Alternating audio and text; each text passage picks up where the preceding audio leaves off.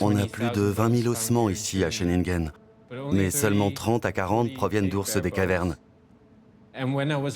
Alors que j'observais ces os, j'ai vu de très fines traces de découpe sur l'un d'eux. Et ça nous a alertés. Sur les pattes avant et arrière, il y a peu de viande, surtout chez les ours. Dans ces zones des pattes, comme autour du crâne, la peau est assez proche des os. Donc si on veut retirer la fourrure, on doit entailler ces os. Pour nous, c'est une preuve claire que ces peuples retiraient la peau des ours. Les peuples autochtones d'Amérique utilisent la fourrure d'ours pour s'habiller. Il existe une façon très simple pour en faire des vêtements. En faisant un trou à l'arrière de la peau, on peut l'enfiler par la tête. On peut le porter comme un poncho. Si un humain met la main sur une de ces fourrures d'ours, il a la meilleure des tenues pour vivre ici au nord. Et soudain, ils étaient là devant moi. Ma mère, mon père, mon frère et ma sœur. Ils ont couru vers moi et m'ont serré dans leurs bras. Et l'interprète m'a dit, « Ils sont heureux de vous rencontrer eux aussi. » Mais au bout d'un moment, il s'est passé quelque chose. Ma mère s'est mise à pleurer beaucoup. Elle racontait une histoire qui n'en finissait pas. Quand elle a terminé, l'interprète me dit, « Patrick, il faut que nous allions dans une autre pièce, juste vous et moi. Il y a un problème. Vos parents que vous venez de rencontrer, ce ne sont pas vos vrais parents. »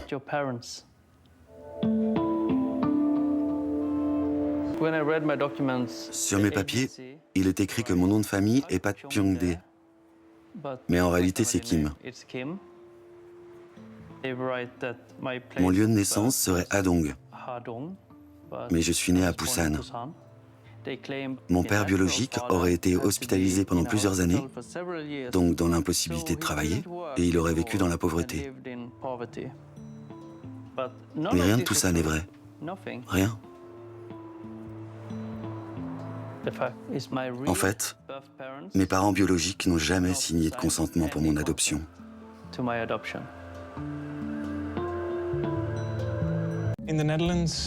Aux Pays-Bas, nous sommes 17 millions de personnes, dont environ 4 millions qui vivent actuellement sous le niveau de la mer. Mais si le niveau monte d'un mètre, ce nombre passerait à 7 millions. Pour l'instant, on est protégé de l'eau grâce à des barrages et des digues. Mais si on les surélève encore et encore, elles deviennent de moins en moins adaptables. Face à l'augmentation du niveau de la mer, il y a le choix facile d'une ingénierie très technologique, à l'ancienne. Mais au vu de toutes les incertitudes sur l'élévation du niveau de la mer, je pense que nous devons également prendre en considération d'autres méthodes d'ingénierie plus douces, avec moins de béton et moins d'acier. Aux Pays-Bas, nous avons au sud-ouest la province de la Zélande et au nord celle de Groningen et de la Frise, où de moins en moins de gens vivent car ils migrent vers les grandes villes. Ces régions ont aussi un caractère plus naturel en raison de l'agriculture et d'autres caractéristiques du paysage. Et donc, nous pourrions redonner ces terres à la mer. Je m'attends à ce qu'il y ait de la résistance, parce qu'il est plus confortable de rester dans la situation actuelle. Après 1953, on a réussi à sécuriser le pays et on s'est tellement habitué à ça que maintenant, si on devait aller vers un changement plus radical, les gens ne l'accepteraient pas. Si on regarde ce qu'on a réussi à faire dans le passé, comme le plan Delta ou les polders, ça montre qu'on est capable de faire des choses radicales. Malheureusement, on les fait toujours après une catastrophe. Il faut donc avoir cette discussion maintenant, sans attendre d'en arriver là.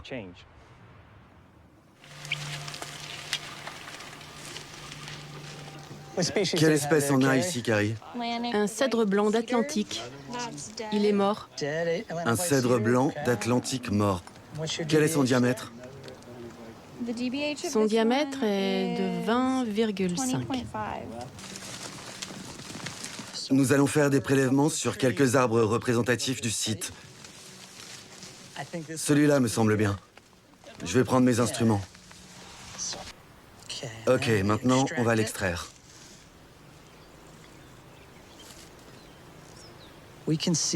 Nous voyons une série d'anneaux de croissance annuelle de l'arbre. Nous pouvons remonter jusqu'au centre et compter ces anneaux pour déterminer l'âge de cet arbre au moment de sa mort. Ici, c'est un peu plus délicat, car cet arbre est déjà mort. Mais nous pouvons collecter plusieurs carottages à partir d'arbres vivants et utiliser un processus appelé datation croisée, où nous faisons correspondre la largeur des anneaux à ce prélèvement pour vérifier la date du décès, qui est probablement 2012 avec l'ouragan Sandy. C'est rouge. La photosynthèse est active. Lorsqu'on passe à l'image prise après Sandy en 2013, 7 mois plus tard, on voit que cette zone est devenue grise. Il n'y a plus de photosynthèse, ce qui indique que les arbres sont morts. Bienvenue à la présentation du projet des milliards d'huîtres. Ici, ces tas de coquilles d'huîtres représentent la première étape. On collabore avec des lycées de la ville et des scientifiques et on leur donne accès à des lieux de recherche sur les huîtres. Mon objectif est d'impliquer le plus de New-Yorkais possible dans la préservation des huîtres, de leur apprendre cette histoire méconnue des huîtres à New York, qu'ils réalisent que cette ville avait un écosystème très riche, avec de nombreuses espèces, et qu'il y a encore de la nature ici. Avec mes collègues, nous avons passé en revue tous les pays dans lesquels la Suède a adopté des bébés, comme la Chine, la Corée du Sud, la Colombie, le Chili, l'Éthiopie, etc. Nous avons interrogé de nombreux adoptés et nous avons aussi enquêté à la source, auprès des parents biologiques. Nous avons découvert un schéma très étrange, car les irrégularités étaient les mêmes partout dans le monde. Il s'agissait toujours de femmes pauvres qui se faisaient voler leurs bébés par un réseau d'intermédiaires. Des médecins, des infirmières, des juges, des travailleurs sociaux qui œuvraient ensemble. Et ils réécrivaient les histoires en disant qu'un enfant avait été abandonné devant un hôpital, un poste de police, une gare, et qu'il avait besoin d'un foyer en Suède. C'était d'une telle ampleur, c'était à peine croyable. Beaucoup de journaux, de radios et de chaînes de télévision avaient déjà parlé d'adoption illégale. Mais nous avons été les premiers à enquêter sur le système. C'est probablement ce qui a fait la force de notre enquête. De nombreux parents adoptifs nous ont contactés. Ils étaient furieux. Ils nous ont dit « N'allez pas mettre votre nez là-dedans. Nos bébés vivent bien mieux en Suède. Pourquoi n'écrivez-vous pas sur les aspects positifs de l'adoption ? Il s'agit de crimes contre des enfants et leurs parents biologiques, d'enfants volés.